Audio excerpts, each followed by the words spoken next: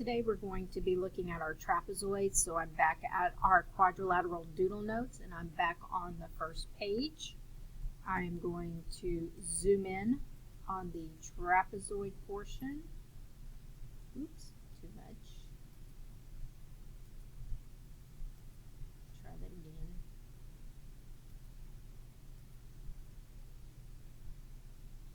And we're going to fill that in.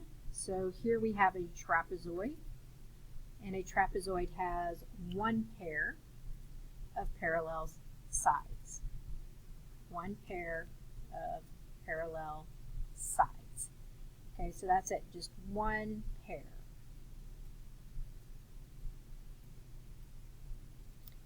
Okay, so if I'm using my colors, I have one pair of parallel sides. That's the definition of a parallelogram. Okay. Now, an isosceles trapezoid. You'll remember isosceles means congruent sides, two or more congruent sides. And in some schools, they do have these little trapezoid tables. So an isosceles trapezoid, usually you have a short base, and then this side would be congruent to that side, and the top and the bottom would be parallel. Okay, now something unique about the isosceles trapezoid is the base angles are equal. The base angles are equal. So base, so here's one base, here's the second base. So this angle on the bottom would be equal to the other angle on the bottom.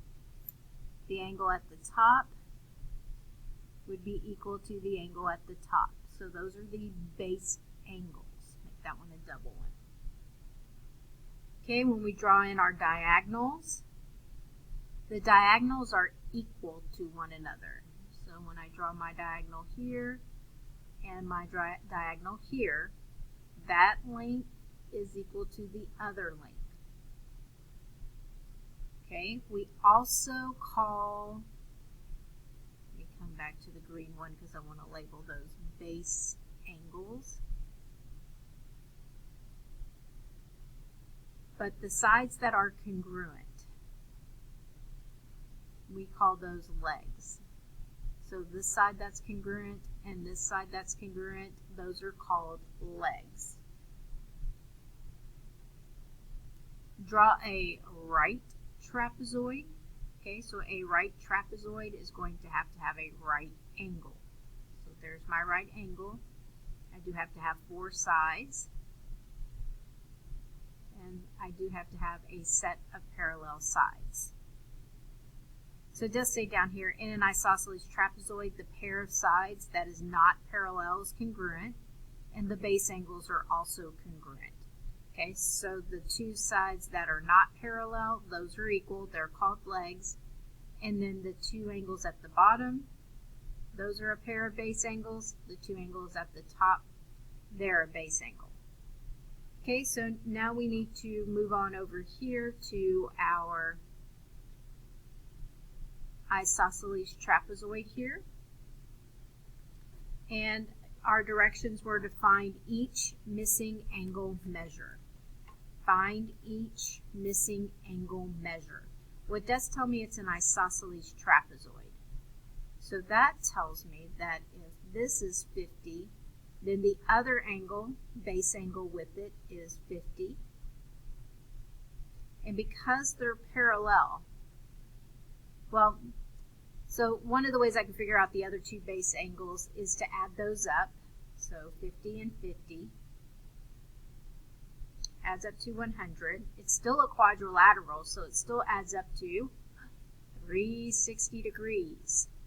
So I could take 360 minus the 100, and I get 260. And that means these two add up to 260, and because they're base angles and they're congruent, I could divide it by 2, and I get each one is 130.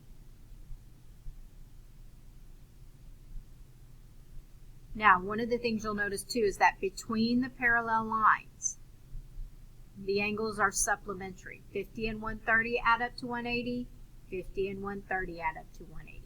So between the parallel lines, those consecutive angles, you have to have one on the top parallel line, one on the bottom, they add up to 180. Okay. Let me see if we have any, oh, yep, we need to go to the second page.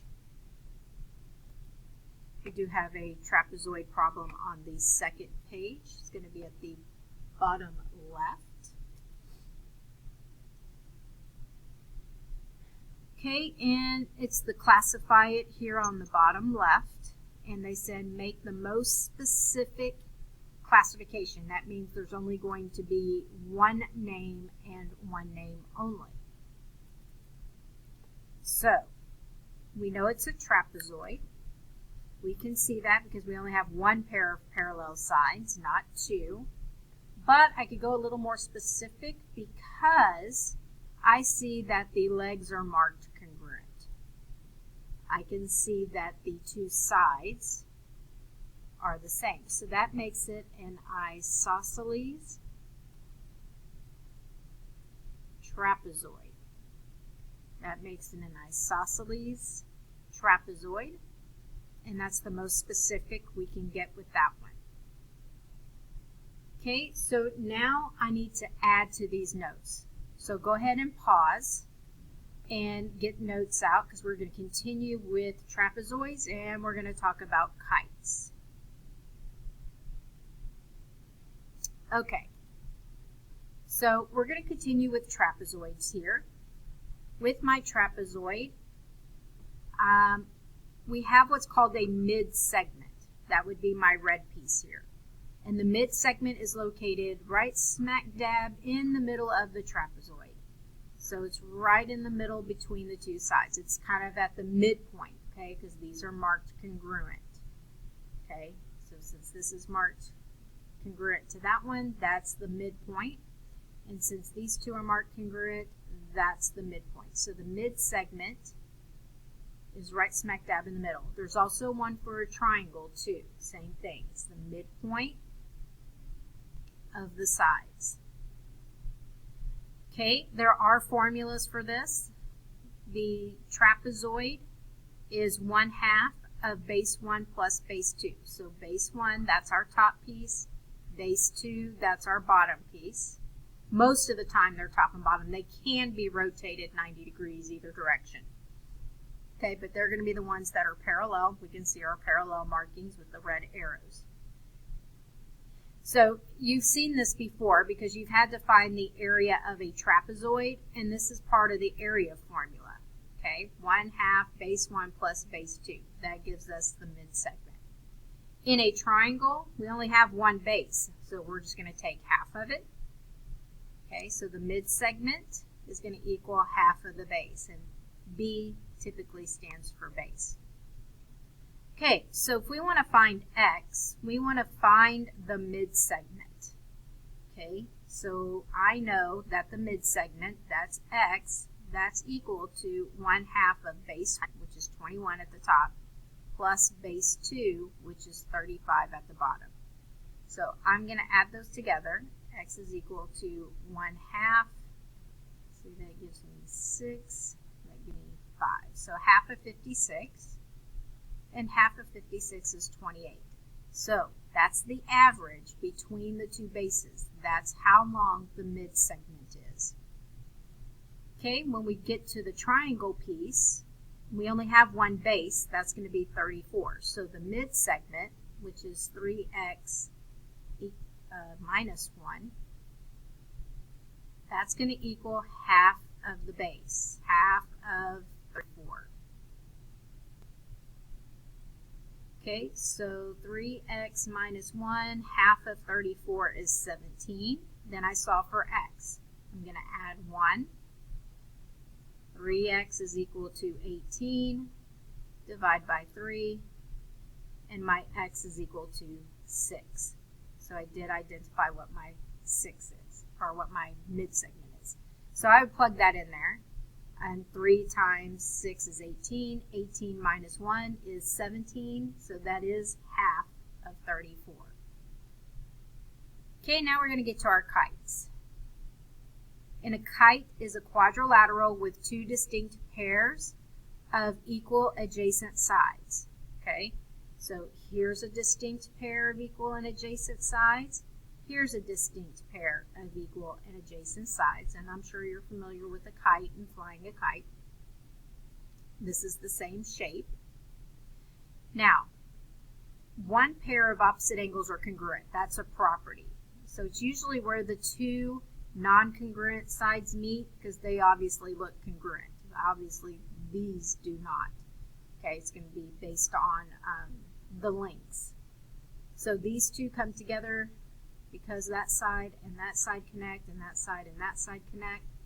Because they come together, they're coming together at the same angle. So those are congruent.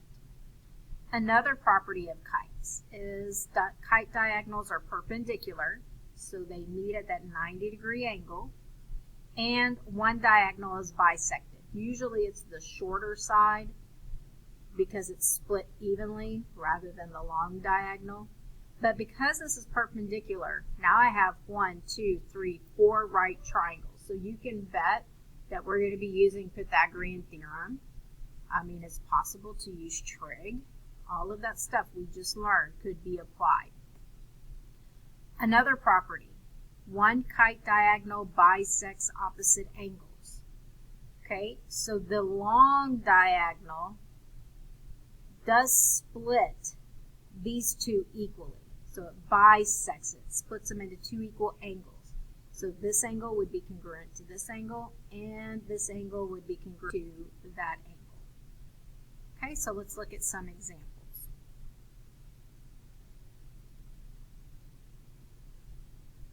Okay, so it says find x and y. Okay, so I have a kite. It's marked as a kite because I have the 2 distinct adjacent congruent sides. Okay, I have 95 and 60, and the opposite angles are the ones I need to find. Well, based on that property, the opposite angles are going to be congruent. So x and y are equal to each other. So this is going to be using our angles and polygons, because I know 95 plus the 2 angles plus x plus y plus 60 add up to 360 degrees. So I'm going to add those together.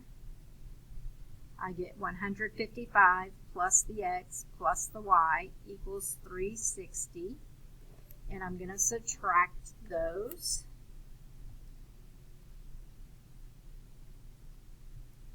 And I get 205.